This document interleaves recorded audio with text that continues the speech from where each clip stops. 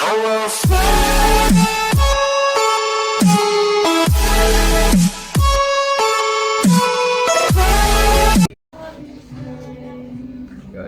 What's up mga ka-egoy? Ang gagawin natin ngayon is mag-change oil tayo ng ating motor, Honda Click 125. Ang gagamitin nga pala natin lang sa kanya is ang fully synthetic na siya. Ayan. 1 liter siya, pero ang ilalagay lang natin sa kanya is 800 ml lang. Tatansya lang natin yung ml na ilalagay natin sa kanya. So simulan natin. Yun, bali dito natin siya bubuksan. Ayan. Sa gilid. Yung iba kasi sa binubuksan siya sa may pinakailalim. Pero para hindi masyadong mahirap, dito na lang sa gilid. Kailangan nyo gumamit ng siyempre yung pagtatapunan na lang is ayan.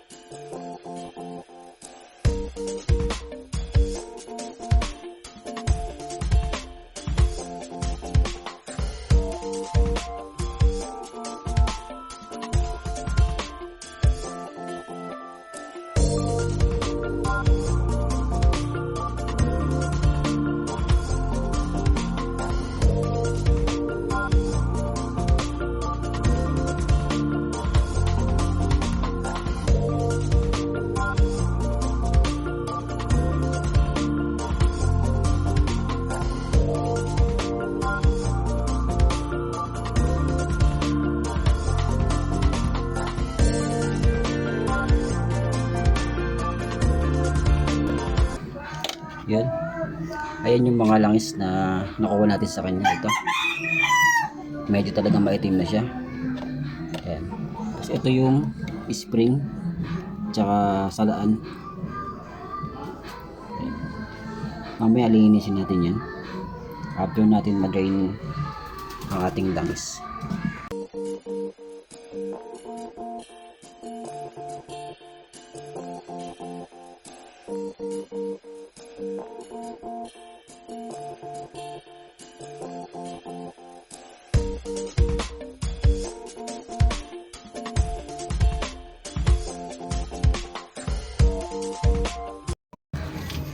Ayan.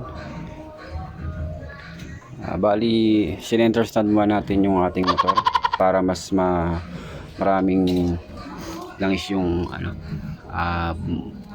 tumulo.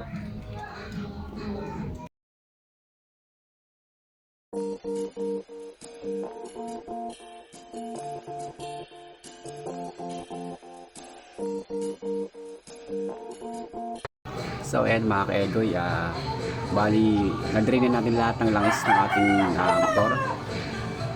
Bali ang gagawin natin, magsasali na tayo ng ating panibagong langis dito sa ating Honda Click.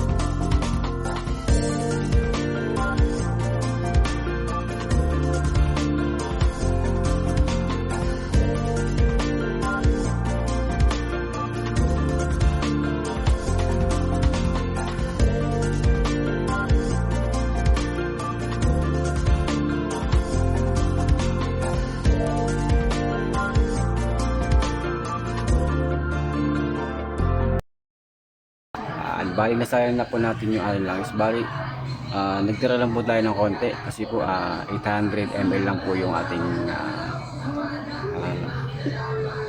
capacity ng ating Honda Click. Kaya nag-iwan po tayo ng konti. Dahil 1 liter po kasi ito. Yun, what's up mga kaegoy?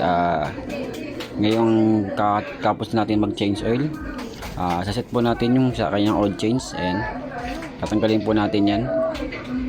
Gawin lang po natin, long press lang po natin yung select and set.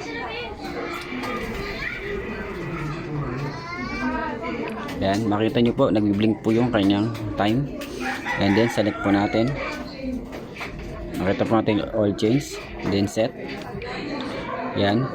Bali before po kasi 1.5 km po yung ating sinet sa kanya. Bali ngayon mag-adjust po tayo. Gagawin po natin siyang 2,000. Yan, 2,000 po. And then set. Tapos off po natin yung ating engine, yung ating motor. So ayan, naset na po natin sa 2,000 km ang ating pag-change oil.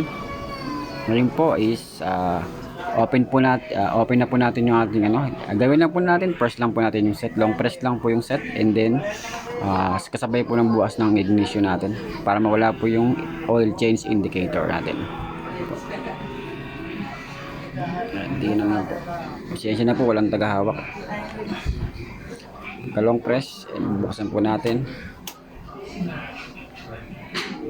Ayan, wala na po yung ating oil change indicator. Ayan, ganun lang po mga kaegoy.